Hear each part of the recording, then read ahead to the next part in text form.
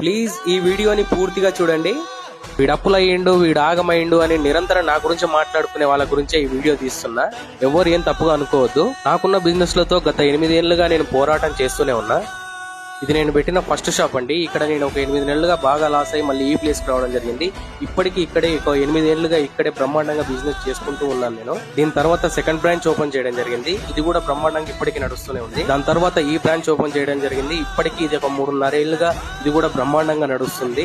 బిఎన్రెడ్డి ఏరియాలో ఉంటది. దాని తర్వాత నంది హిల్స్ బస్ స్టాప్ లో 4th బ్రాంచ్ ఓపెన్ చేయడం జరిగింది. దాని తర్వాత మళ్ళీ మా ఫస్ట్ బ్రాంచ్ ని సెల్లార్ లో ఉంటే పైకి షిఫ్ట్ చేసి మళ్ళీ 4.5 లక్షలు పెట్టి బ్రహ్మాండంగా రీఓపెన్ చేయడం జరిగింది. దీంతో పాటుగా ఇంకో 2 షాపులు కూడా బ్రహ్మాండంగా ఓపెన్ చేయడం జరిగింది. మొత్తంగా ఒక 6 షాపులు 6 మంది ఎంప్లాయీస్ తోటి 7.5 ఏళ్లు బ్రహ్మాండంగా లాభాల్లో వ్యాపారం నడిపించుకోవడం జరిగింది. ప్రస్తుతం వ్యాపార లాభ నష్టాల్లో భాగంగా 3 బ్రాంచ్లు తీసేసి మరో 3 బ్రాంచ్లు నడిపించుకోవడం జరుగుతుంది. మరీ గొప్పగా కాకపోయినా ఇప్పటి వరకు చెప్పిన ఈ కథంతా కూడా మా తాత ముత్తాతలు సంపాదించిన ఎకరా 6 ఎకరం అమ్మకుండా అత్తగారు ఇచ్చిన కట్నం 10 లక్షలు 20 లక్షల మీద ఆధారపడి వ్యాపార సంస్థను నేను స్థాపించుకోలేదు.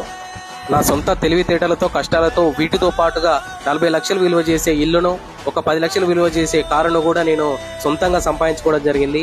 ఇవేవి తెలియకుండా అప్పుల పాలయ్యిండు, వాడికి ఇచ్చేది ఉంది, వీడికి ఇచ్చేది ఉందంటే చాలా వరకు ఇచ్చేది ఉంటది, చాలా వరకు తీసుకునేది ఉంటది. ప్రతి ఒక్క నా కుక్కకి నేను సమాధానం చెప్పాల్సిన అవసరం లేదు. అప్పులు బాధలు అనేటివి జీవితంలో చాలా కామన్ రా భయ్.